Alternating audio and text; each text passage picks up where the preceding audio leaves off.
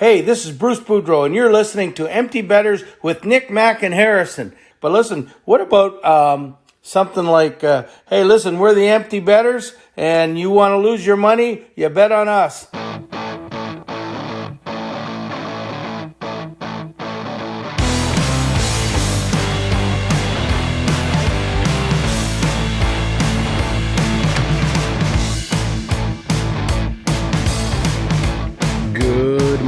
Everybody, and welcome back to episode 140 of Empty Betters. I'm your host, Harrison Scholes. I'm going to toss it across the screen to my co-host, Nick Manella. What's going on, my friend? Not a whole lot, man. We got a whole bunch to talk about here today. Got a great interview guest. I'm fired up for episode 140. I know, pretty Wild. crazy. Yeah, it's weird to say that out loud, kind of. I am now going to toss it across the screen to my other co-host up in Wisconsin, Mac Vogel. What's going on, my friend? How we doing, everybody? I'm doing well. Living life. It is freezing cold here already. It's really like 25 with wind chill or some shit. So loving that. Yeah, that's the update here. A weekly weather report up in Wisconsin when we compare our 47 degrees on a crisp night versus yours 25. We'll take that any day, I guess. Really missing the warmer weather here, as we all know. Hopefully, definitely. I'll be out there playing pond hockey soon, though. That's the only thing. I'm like, if it's gonna be cold, might as well just get like real cold so I can go do that. Yeah, ODR. One or the other, no in betweens, right? Yeah, that's how it works up there. Before we get started, just want to say a big thank you to everybody who came out to Don't Know Tavern last week for the Thursday night watch party, Caps Leafs. That was a great time. We really enjoyed seeing everybody who listens. Can't thank Kyle enough, the owner of Don't Know Tavern, for letting us host there. It was a great time. It was great to hang out with everybody.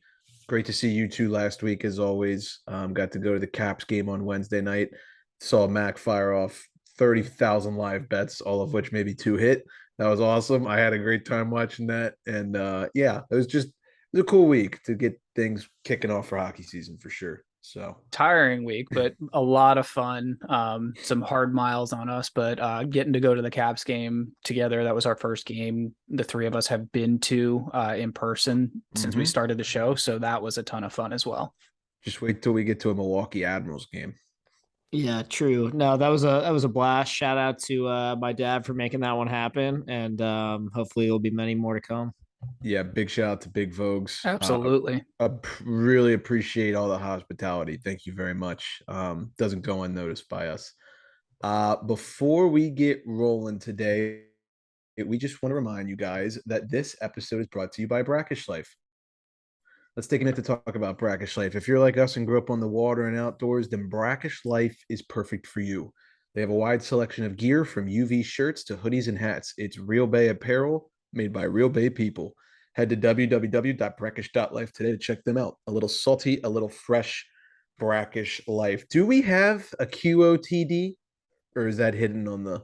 I just put one in there because Mac's usually really good at coming up with stuff on the hop. So if he's got one, let's rip it. If not, we can just move on.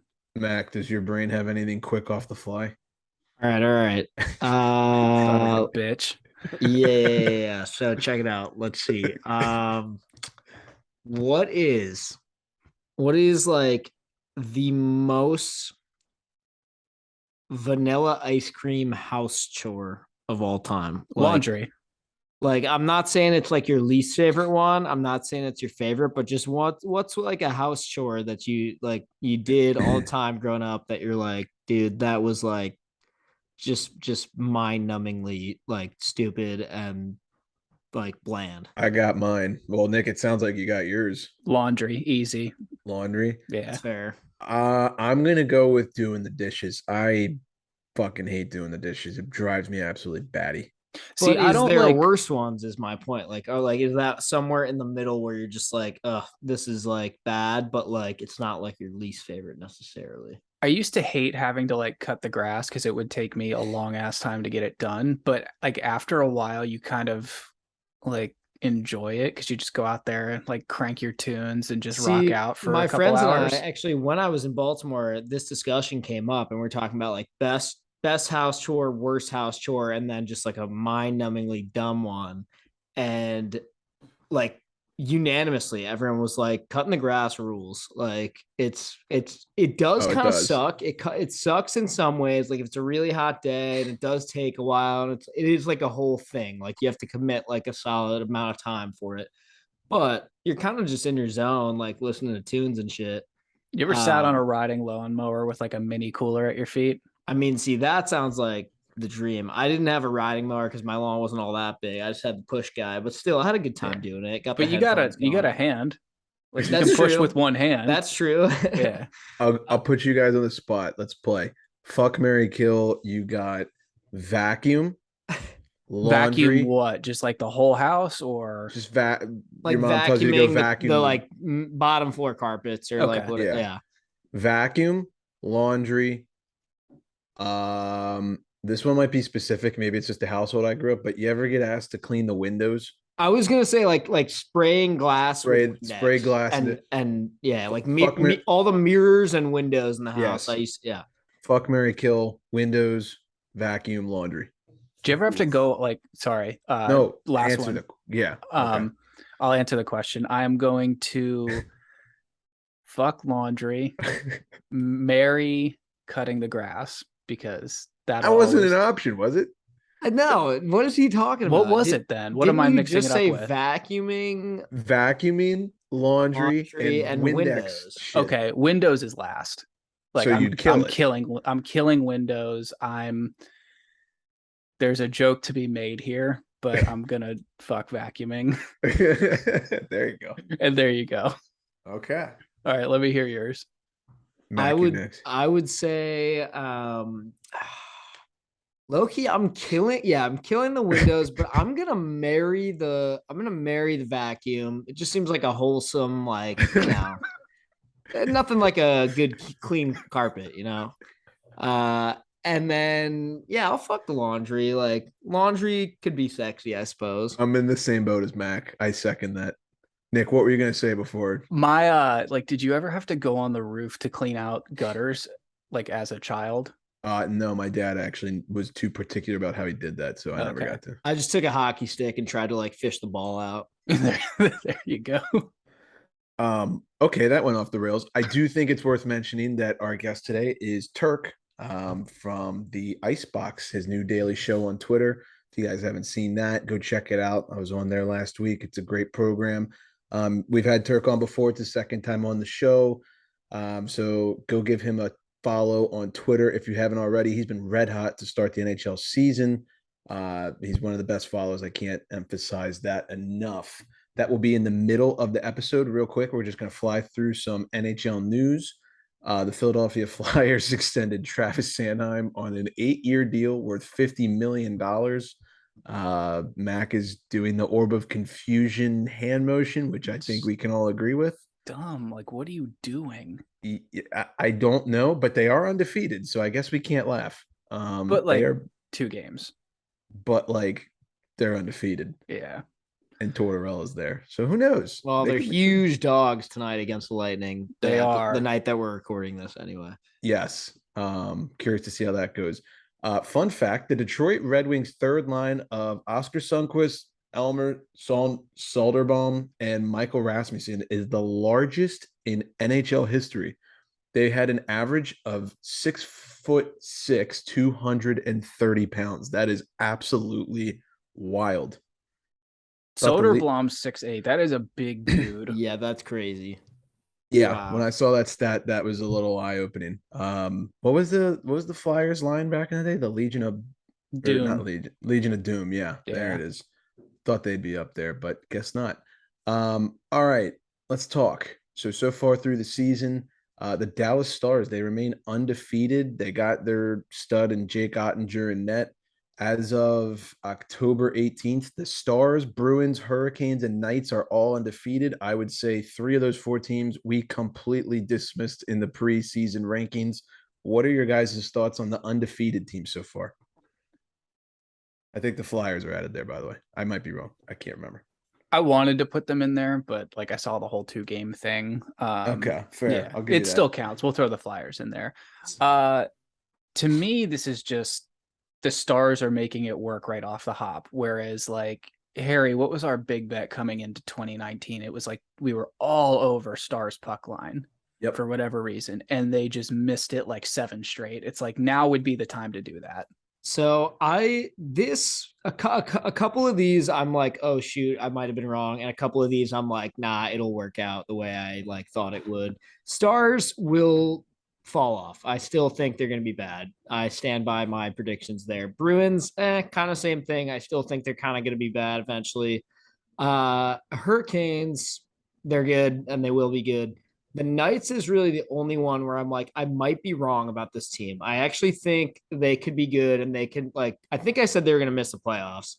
If I did say that, I might be wrong. I'm also, even though I hate the Knights, I have Logan Thompson on my fantasy team, and he already has a shutout and like another goal or another game where he only let in like 1 goal. I think he might like lead the league in like save percentage right now because of that. Obviously, small sample size, but I don't know. Harry, you're gonna like hearing this because I know you're the resident Knights fan on the podcast. But like, just because I have Thompson on my team, and it's kind of a cool story. Like they don't have a goalie, and now he has to like prove himself. Like, I don't know. I'm coming around a little bit where I'm gonna have to root for the Knights a little bit this year because of him. Like I need him to win games. So they're a fun team. Yeah, they're fun. It's got Eichel.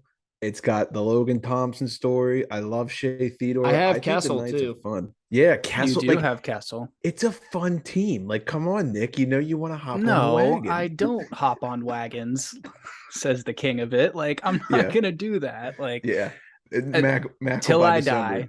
By December, Mac will be like, "Fuck the Knights." I can't. I'm not officially hopping on. I'm just saying I like what they're For doing. And your they're own be better than I thought self-interest. they were. Yeah, exactly.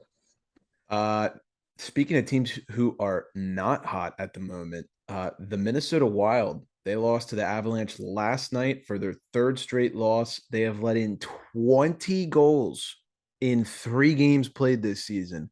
Marc-Andre Fleury does not look himself at all. What do you guys make of what's going on in Minnesota? I just want to say I had them listed as my overrated team.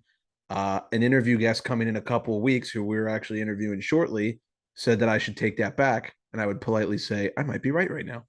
Yeah, I think you can say you are right now because 20 in the first like 3 games, really? It's bad. It's definitely bad. Like, it's really bad. And I think how vocal both Zuccarello and Fleury have been about the situation really tells you a lot. And I think more so than in recent years, we're seeing a lot of players come out and say, like, I'm just fed up with being on, teams that aren't playing well, or they're criticizing themselves or their teammates, not necessarily in a bad way, but just in a way of saying, like, we know we're not playing well. We know we need to pick it up. They let the Rangers score a touchdown on them. They let the LA Kings score a touchdown on them. And then last night they let the Avalanche score a touchdown on them without kicking the extra point. So yeah, things are not looking great in Minnesota right now. Like sometimes, like hockey's you guys know this well. Sometimes you just get speed bagged. It happens, but it shouldn't happen to a team like that their first 3 games of the year. Yeah. Kaprizov's still money, but yeah, I would agree. Yeah. And the offense has kind of been there a little bit. Like they've scored some goals. It's not like they're losing all these games 7-0 or whatever, but yeah, they've scored at least 3 goals in every game. Right. They scored 6 against the Kings. So that's not bad at all. So, if you're a Wild fan, you're listening right now, it's not all doomsday. It's just like you have one part of your game that you need to really figure out. And I mean, on the bright side, it should be the one that you're supposed to be good at. I mean, you have Fleury.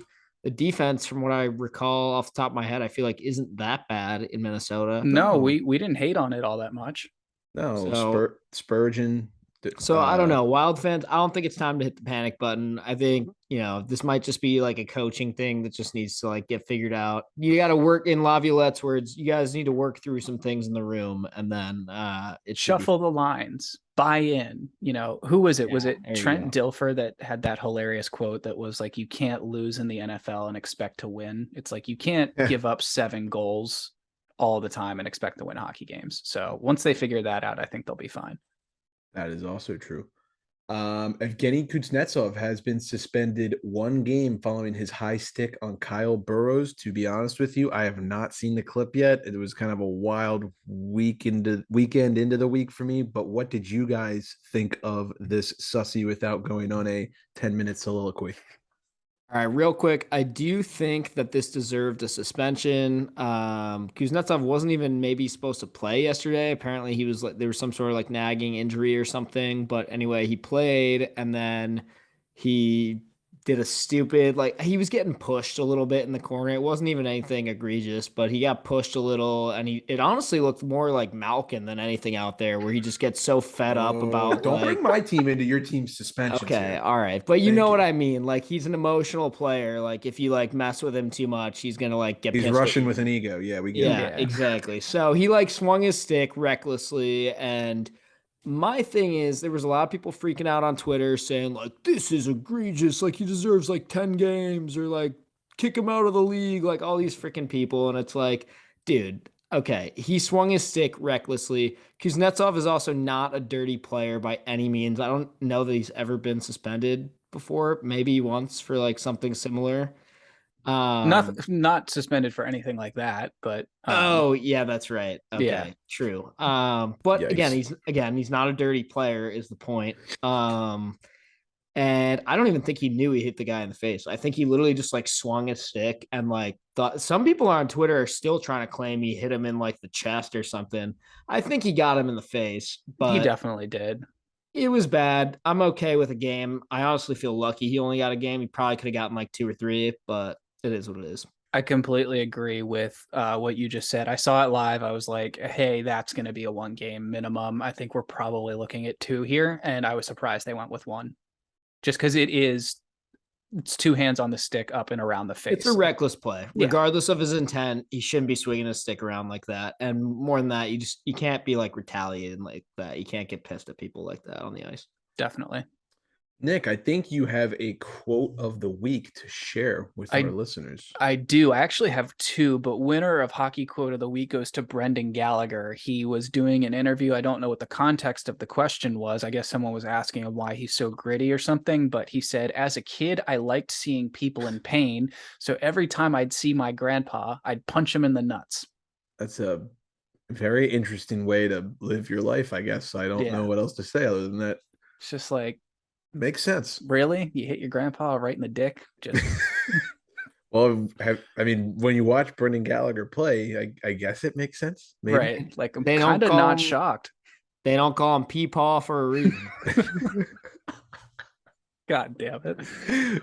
My backup, my honorable mention for quote of the week was, did you guys see that Connor Bedard hit where he's carrying the puck into the offensive zone and just runs someone over? Apparently he had a hot mic and told the kid to get shit on. That's awesome. So that's good. That's good. Yeah. So if a 17-year-old runs you over and then tells you to get shit on, that's a pretty good one too. I'm sure that kid was really sick of seeing himself on SportsCenter, and he's probably hurting a little bit too, which before we move on is probably why he needs to hear all about the Kane Revive shoe. So let's take a second for some rest and recovery from Kane footwear. The Kane Revive is made with bounce back foam created from Brazilian sugarcane. As a renewable resource, sugarcane helps reduce greenhouse gases by capturing CO2 as it grows. Kane's unique bounce back foam provides ideal balance for cushioning and support to help your body renew. Head to the link in our bio to get a pair of the best shoes you will ever own. We are going to toss it off to Turk right now. And we are now pleased to have Turk from the No Hedge show on the Empty Betters podcast. Once again, one of the few reoccurring guests we have. It's an honor. Thank you. Appreciate it for joining us. Thanks for having me back. Great. Yeah, no problem. So we obviously wanted to talk a little bit about the upcoming NHL season. We're recording this a couple days, I think 3 days right before the Sharks and Predators kick it off overseas. So that's exciting. But before we get into the hockey talk, I want to chat a little bit of football with you just because we're in the heart of the season. We just finished week 4. You're the #1 ranked NFL Sharp on Sharp Rank right now, and you're red hot. So I just want to hear your thoughts about, what you've seen so far this NFL season. So a lot of unders, and I'm an under guy. it feels great to hit an under because you are sweating every single play of that game. And I sit there and I watch the clock and I'm yelling, but seen a lot of unders. The season, it's been the reverse for me. Last several years, I've been on fire in college, and NFL has been tough. So this year I've been good. I like to watch. I'm a line watcher in the NFL. I like to see where the lines go with the bet percentages. I also have a model that I built that kind of gives me a little predictions, but I'm a line watcher. And I like to see what it's telling you, especially like in the hour or so leading up to a game. I like to watch the juice on the spreads with the percentages because it kind of tells you where the sharp money's coming in and where it might go. So that's how I've done a little bit of the stuff I've done. Divisional unders between 45 and 55. It was 8-1 going into this weekend, and I've had all of them. The Raiders game this weekend lost, so it's 8-2 now. Oh, don't talk to Harry about the Raiders. Don't get him started here. You a Raiders guy? I won big on the Raiders this past weekend, but I got burned by them when they played the Cardinals week 2. So yeah, with that huge comeback, right? Yeah. Yep. We've seen a bunch of those. Yeah. So yeah, now we're heading into, I can't even believe it. We're heading into week 5 of NFL. Yeah. I haven't looked too much. I know there's the Thursday night game. I haven't looked too much at it. It's the Colts and the it's Broncos. The Broncos. Yeah. Of course, this guy knows. Are you a Denver guy? I'm a Colts guy. Yeah. Colts guy. Yeah. So I mean, the Colts, they went out and they got Matt Ryan, and they thought that was going to solve their problems, but it was like 2 years too late, or like 4 years too late. He's a stats guy, but he just loses. I mean, he went to Boston College. He's got losing blood in his veins, and he's been out to a bad start there. He brought his inability to close in the red zone from Atlanta to Indy. Yep. I'm just curious. Do you ever watch any of the ESPN or Fox betting shows, like the Daily Wager or anything like that? I do. I just discovered it. I watched the one, what's it called? So sometimes in the morning I will watch it. What's it called? I only watched the one called Daily Wager. That's like the 5:30 p.m. one on ESPN. That's the one I've seen. Occasionally, like when I'm working at the bar or something, it's on, I'll watch it. But I don't watch it regularly. Okay. Because I was going to say that divisional stat that you just pulled, that's stuff that you don't really ever hear from them. They're just always talking about the basic stuff, Yeah, well, they're trying to get, so this is, kind of it's a paid subscription I have to Sports Insights, and you can build all these things. Oh, okay. So let me look quick. I'll look really quick and see if there are any this weekend. I'm not sure. The Ravens and the Bengals, I'll be at that one. I can tell you that's got me sweating a little bit. I will also be there. Baltimore, Cincinnati total 48.5. So there you go. NFL divisional unders between 45 and 55. It is 8-2 this year, and 397 and 314 since 2005. I feel like I just unlocked some matrix hack of what I'm going to end up doing this weekend. But no, that's interesting, especially with, those two offenses going at it and how bad the Ravens are defensively. So I don't see if there's any others. Oh, you got that defense has been brutal. For yes, yeah. You got 48.5. It's a big number, so you can give up a few things. What other games are out there this week? I like going for the teasers. You get a little extra wiggle room. So the only time I would do a teaser is if you can move it through both numbers. You can move it through a 7 and a 3. So if if you got a like right now you got the Packers are 8-point favorites over the Giants. So to me that's a great opportunity to take the Packers through the touchdown, through the field goal. You can make them a 1.5-point favorite. I like to do that. I look for numbers like that. Jacksonville -7. Even though they're playing well, I still can't trust Jacksonville. Yeah, I feel that. Didn't Lawrence put the ball on the ground 3 times last week? Anyways, fumbled the ball 4 times, I think, this weekend. That Ravens Bengals one, for example, you could get the under 56, which feels pretty safe, and you could get either Ravens +4.5 or Bengals +10.5, which I don't hate either of those. Yeah, the Bengals to 10, I like that.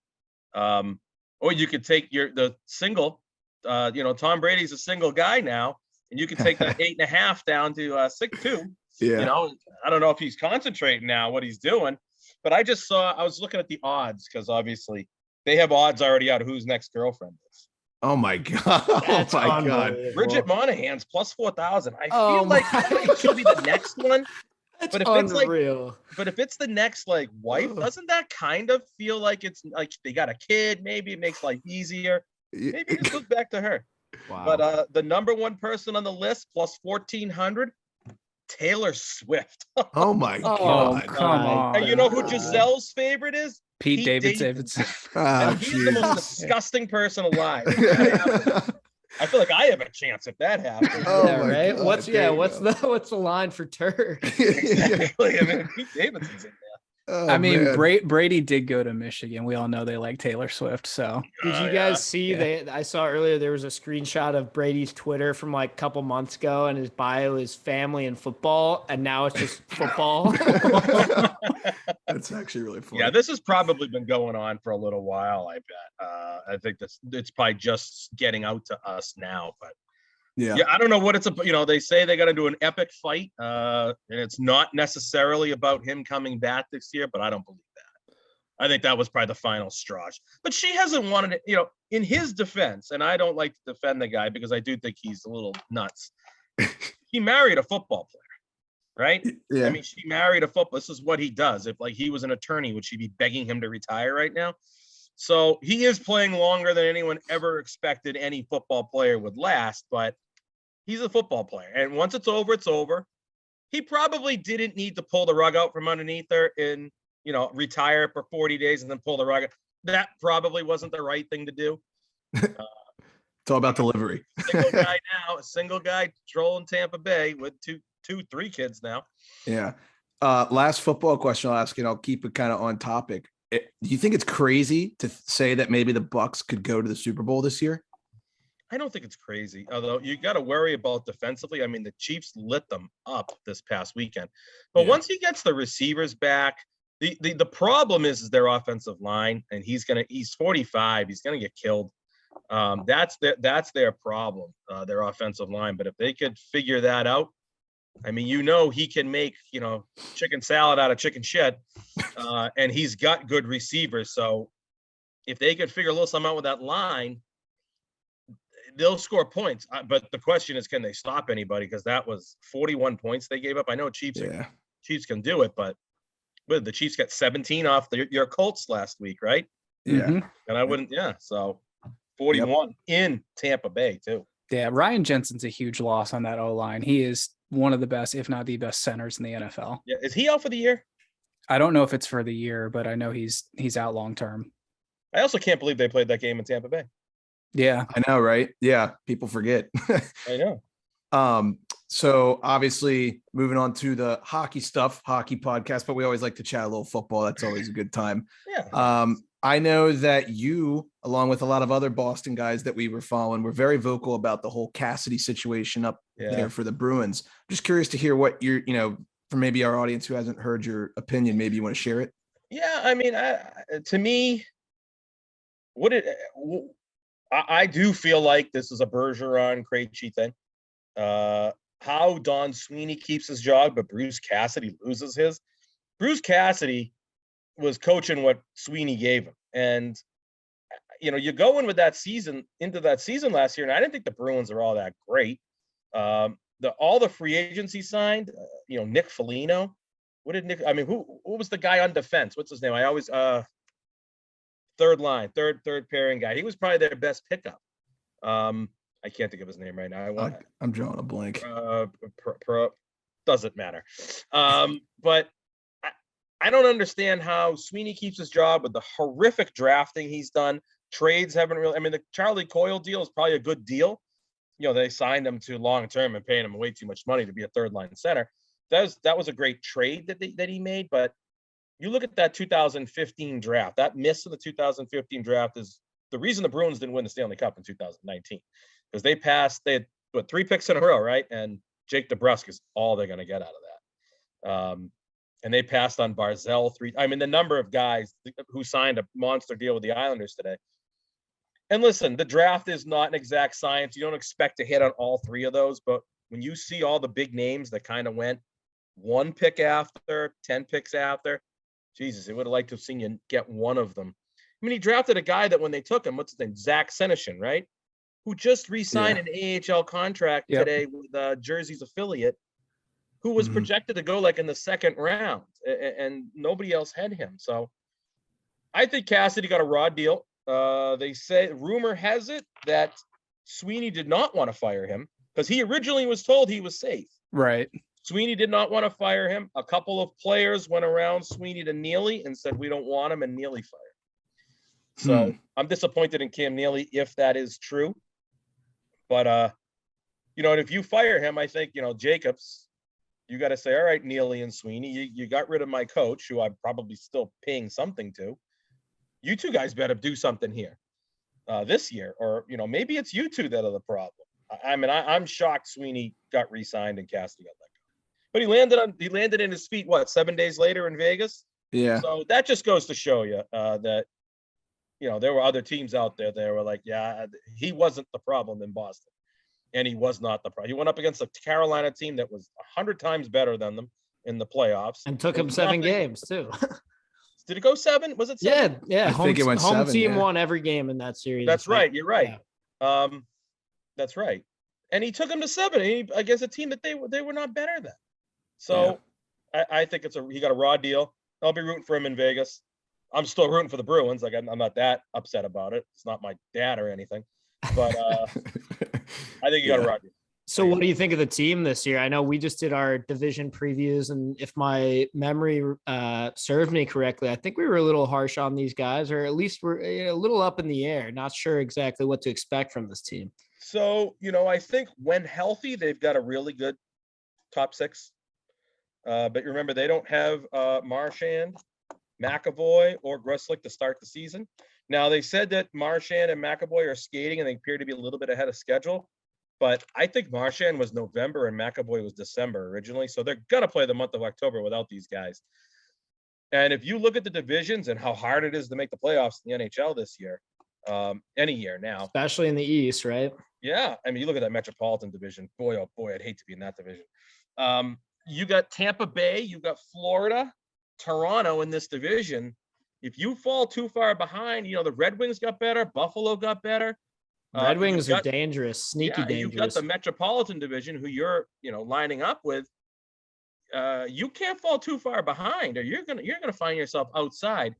Bergeron is back, and he's still a great player, but he's 37, right? Eventually, he's gonna start to. I already think he's lost a little bit, but he's still had an incredible season last year. Krejci comes back, and everyone's talking about Krejci like, holy shit, we've got this great addition to our team. Guy was here 14 years, and I was a supporter of the guy. I used to stick up for the guy when everyone was shitting on him his last 2-3 years here. But now he's back, 3 years older, 37, whatever, and now everyone's like, wow, this is the piece that we need. And a year off.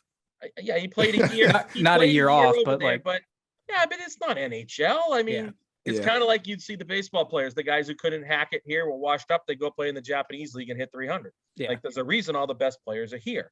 So does Krejci have value? Sure. But would I be like, wow, we're a cup contender now because we got Krejci back? Yeah, I don't know about that. But I think they'll be, once they got all their guys back, December, they'll be a good team. But the question is, what happens in October, November? I mean, the big signing for them in the offseason had to be Pavel Zacha. That's a move that I think everyone in this, on this call wanted him coming to their respective teams. I don't think any of us were excited that the Bruins got him because I think he fits that system so well. And that just screams trouble for everyone else if he's healthy and that team stays healthy. Yeah. So he must be going to be the third. Is he going to play the third line? Right now they have Daily Faceoff has him slotted as your top left wing, but I'm sure that's going to change before the season starts. Yeah. So I thought DeBrusk was going to play with, well, that's because they're missing Marchand. Right? Yeah.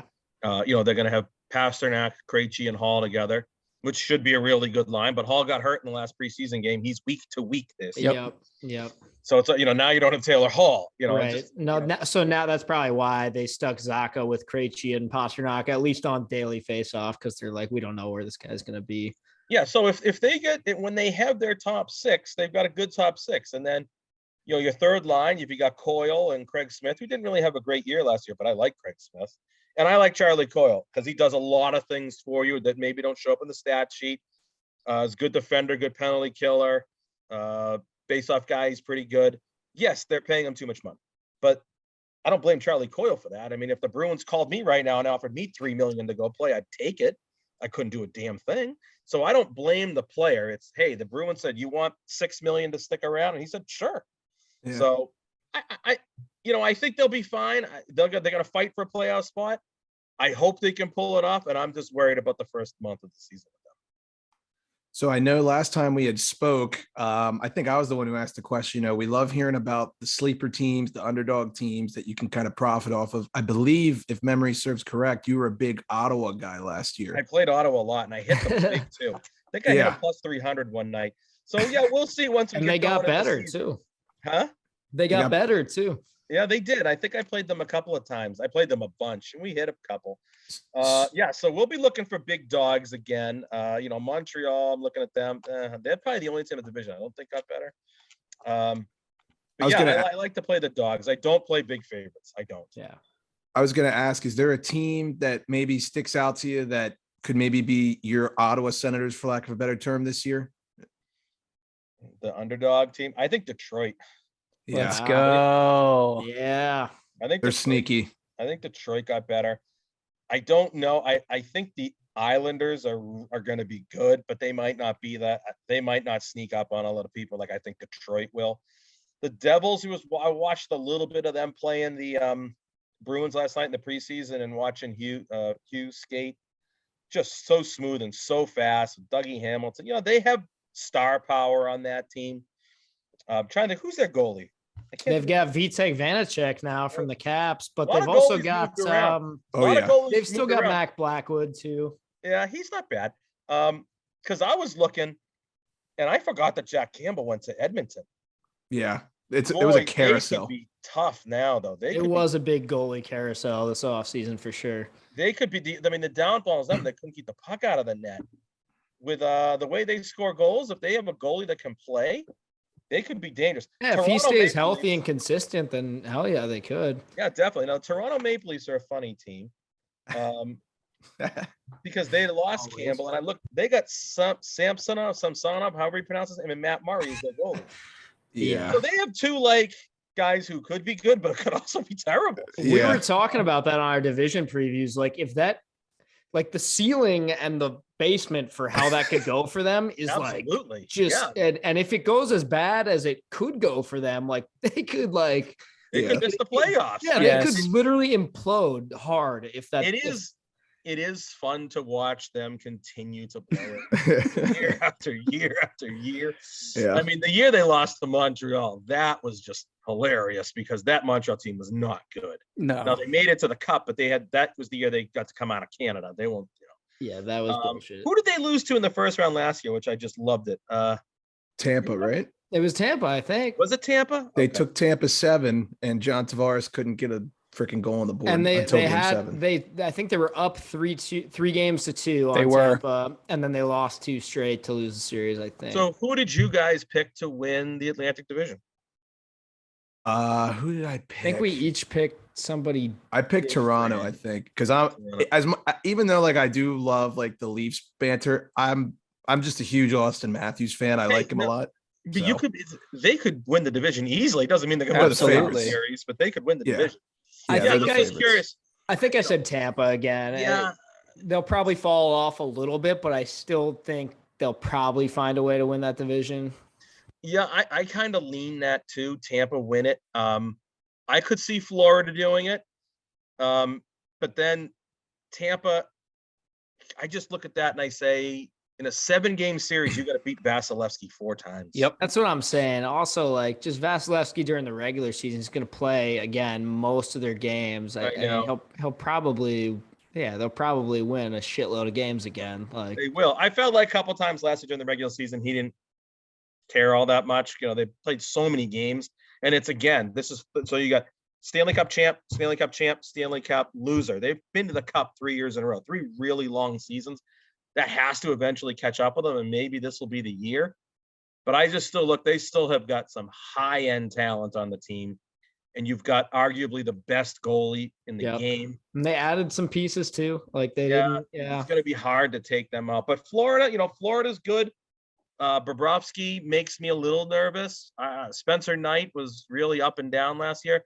They traded Huberdeau, but they got Kachuk, who numbers match, probably a little more grit to him as well. So the Florida should be the same. I'm worried a little bit about the goaltending, but other than that, I think it's Florida's, Tampa's, Toronto, probably in some combination of those three. And then, the Bruins are fighting for that last wild card.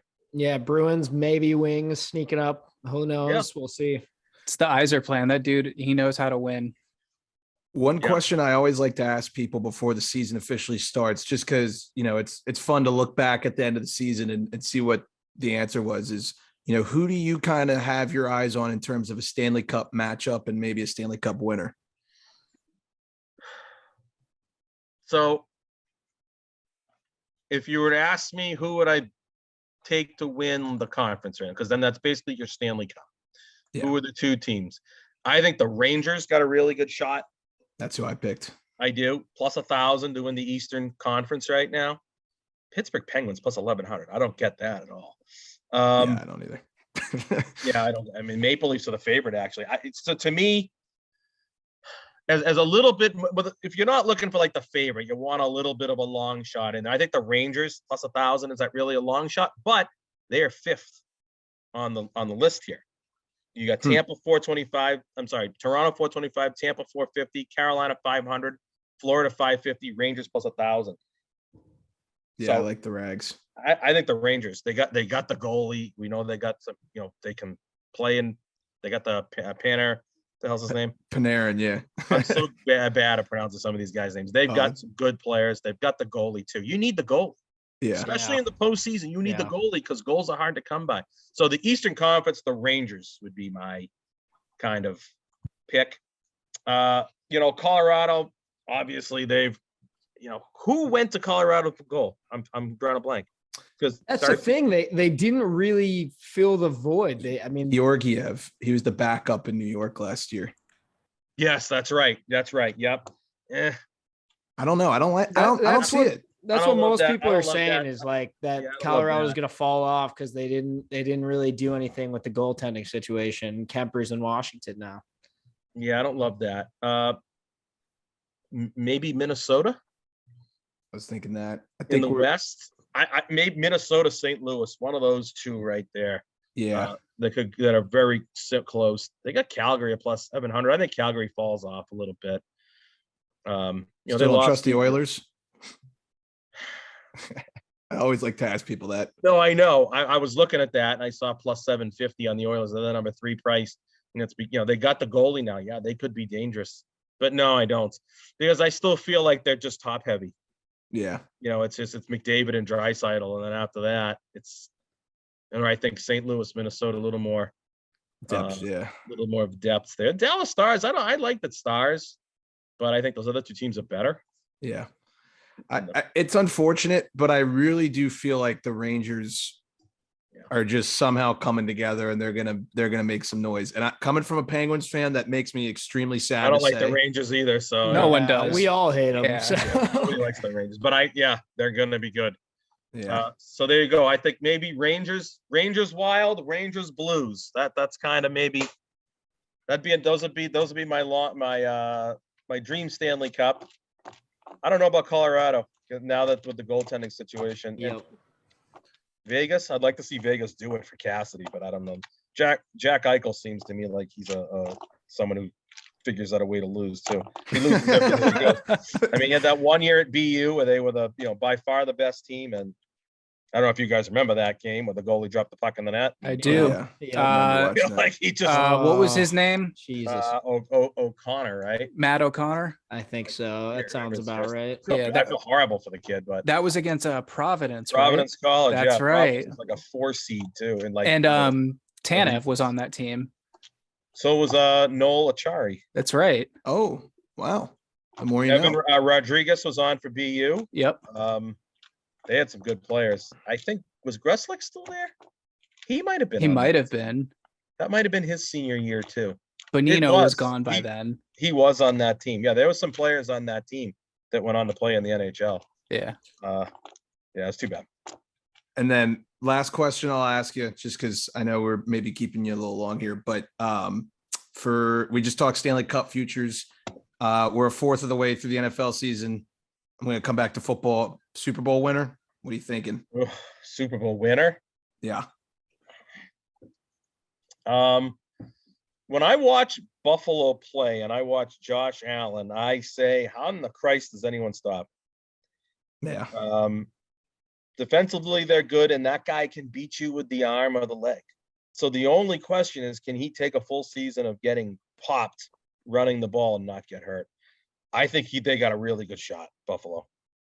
Yeah, I don't think anybody's going to disagree with that. And those are the odds that are the lowest. They're plus 400, so they're the favorite right now. Yeah, they're the favorite. I know that's not really going on a limb there, but they are Buffalo, and they've lost a lot, so it is a little bit of a going on a limb. Yeah, it's not the Eagles. I mean, yeah, that's right. The Eagles should be the team to play them in the Super Bowl. The way they're playing right now, and the way Hurts is playing. Yeah. That would be one heck of a Super Bowl. Philadelphia, Buffalo. Yeah. I guess the Eagles did win it, beat the Pats a couple of years ago, but two really excitable fan bases, I guess. It's a good way to put it. The opposite ends of like the likable spectrum too. Yeah, and probably massive fight after the game. Yeah. I was gonna say you that was the most politically correct answer you could have given. So, yeah. Excitable. Yeah. We'll go with that one. Yeah, exactly. I don't think the Patriots will be there, so I think Buffalo's a good Buffalo, Philly, good Super Bowl. There you go. Yeah. Well, Turk, we definitely appreciate your time as always. Good luck this NHL season. Stay hot in the NFL. For all of our listeners, go follow Turk on Twitter. When we tweet this out now too. And on Sharp Rank, we'll tag him when we tweet out the interview. So go give him a follow. And once again, we really appreciate the time. No problem. Thanks, guys. Big thanks to Turk. Always fun chatting with him. He's always a blast to talk to. I feel like whenever we talk to him, like a third of it is actually put out there. And then the other like 2/3 are just us either before or after the recording, just going for another like 20 or 30 minutes. Yeah, Turk's always a blast. Definitely knows his stuff. You can tell. He's been doing this for a while now, so he's been around the block a time or two when it comes to the sports betting world. And I can't emphasize this enough. Go give him a follow on Twitter. I'm sure the three of us will be on his program, The Icebox, coming up shortly. So be on the lookout for that. Great daily NHL wager show on Twitter, 4 p.m. usually every single day.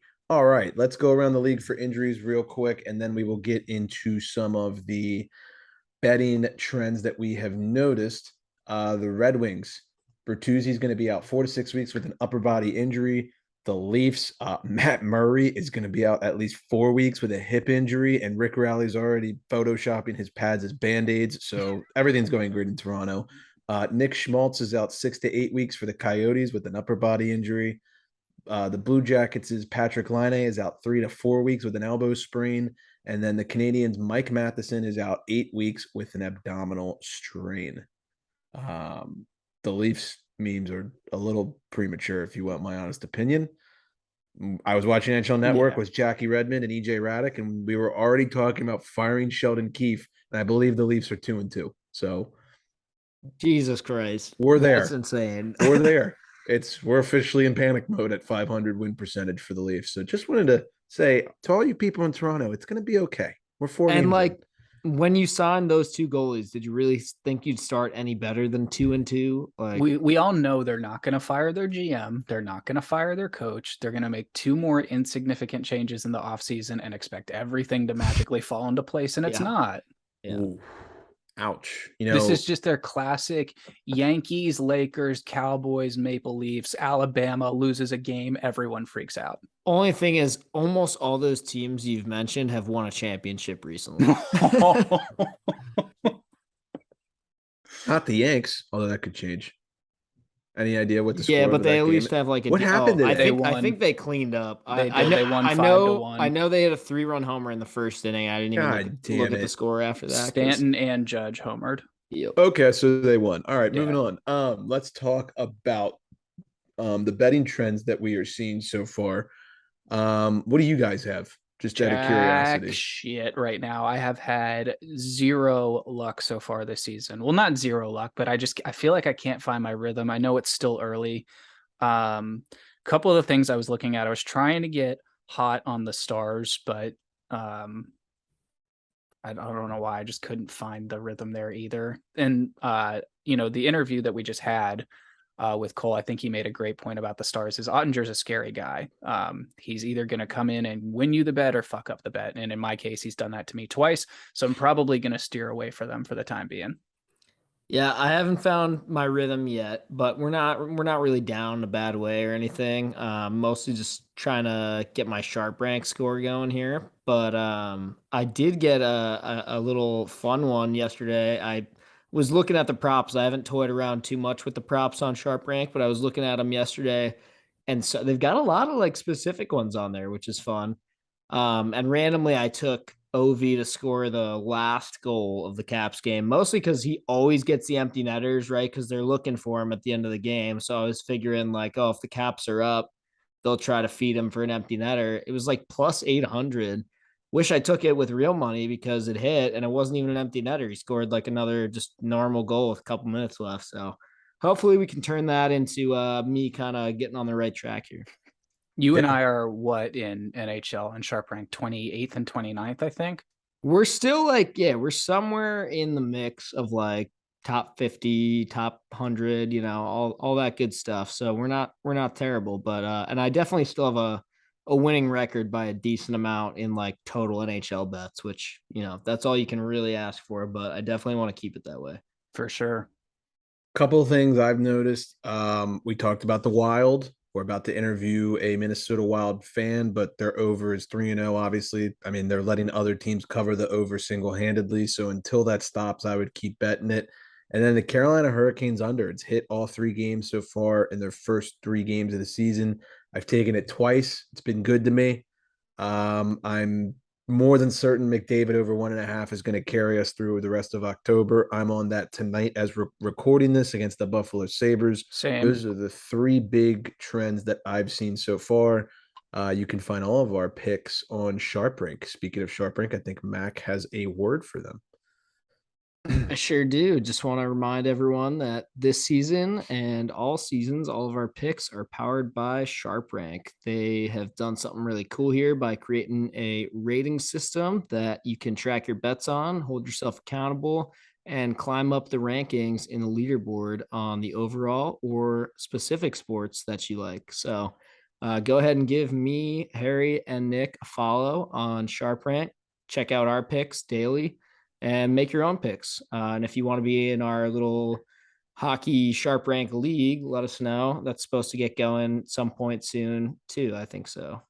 Yeah, coming soon. Yeah, working out some details on that, but once that gets up and going, we'll let you guys know.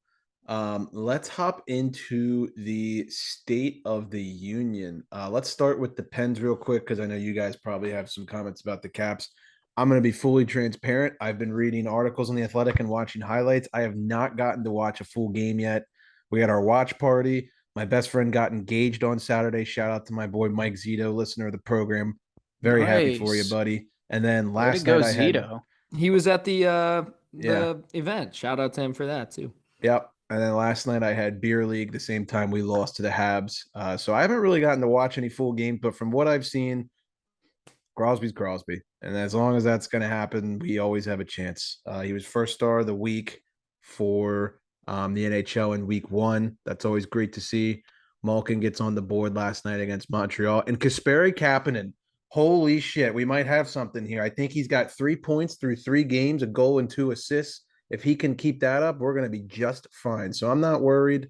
Jari didn't even start against Montreal, so it doesn't even count in my opinion. Who cares? Pens look okay.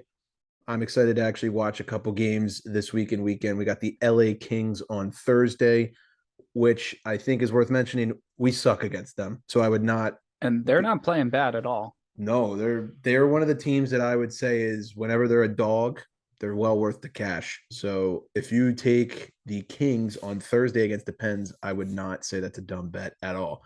I'll let you guys rant about the Caps. Yeah, so that start wasn't ideal.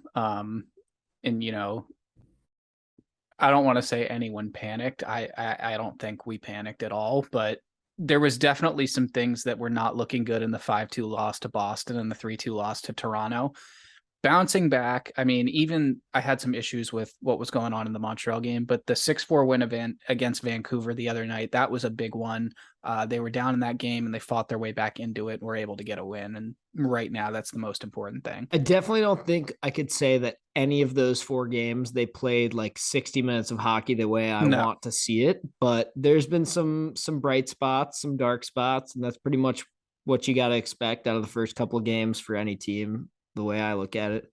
I will say, yeah, that win against Vancouver, it's a big win early on in the season. You go down by 2, going into the third. You definitely want to like kind of instill the belief in your team that you can win games like that early on in the season. So that was definitely a good little benchmark to get.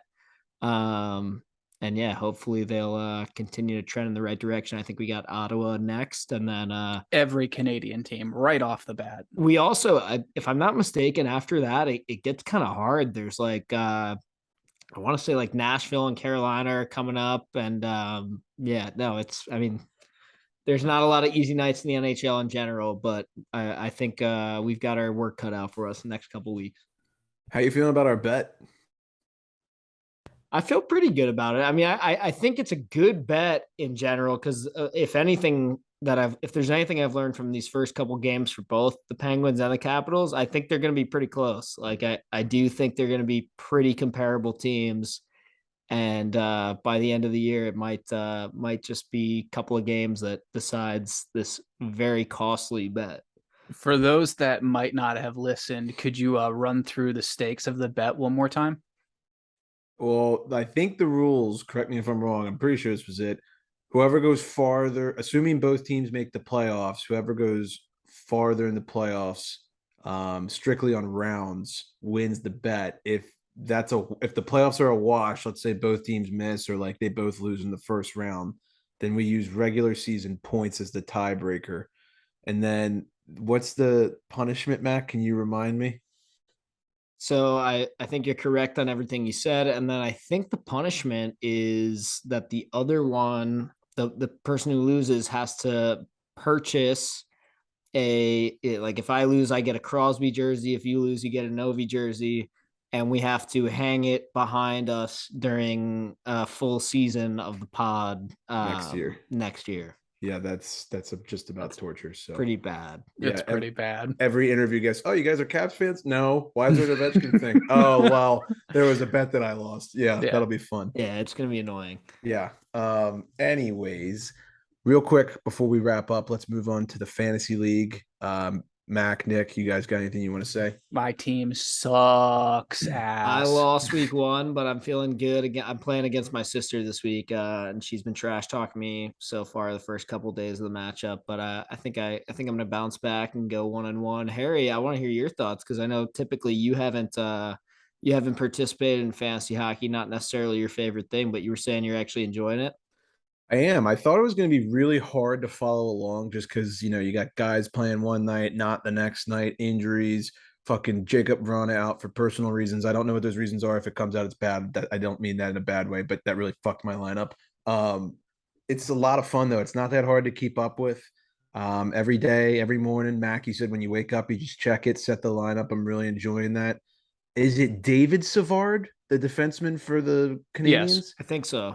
Bro, he's a shot blocking machine. Like it's those little things that it's crazy what you get points Yeah. about. It's fun because it really makes you pay more attention and learn new things like that. So. Shots on goal as a defenseman is like stairway to heaven in terms of points. Well, and I like it too because it teaches me things about betting too, right? Like if I've got a defender on my team that night in, night out, I'm checking his points for the night and I'm like, oh, 3 shots again, boom, 4 shots next night, 2 the next night. I'm like, dang, I should look at like what his over/under shots on goal is set at. And you look up, it's like over 1.5 for like -120, and you're like, boom, give me that.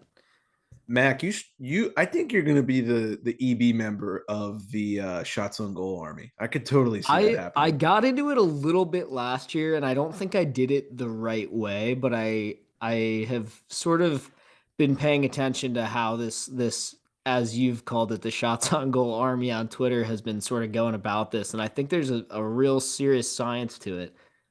It's one of my favorite bets to do in the playoffs because it's one of the few things that's relatively consistent. It's hard, but it's fun. And it's fun too with guys blocking shots and all that. And you're like, dang, he tried to shoot it, but it hit the post or it got blocked or whatever. It's hit the post with the shot. Yeah, exactly, Doc.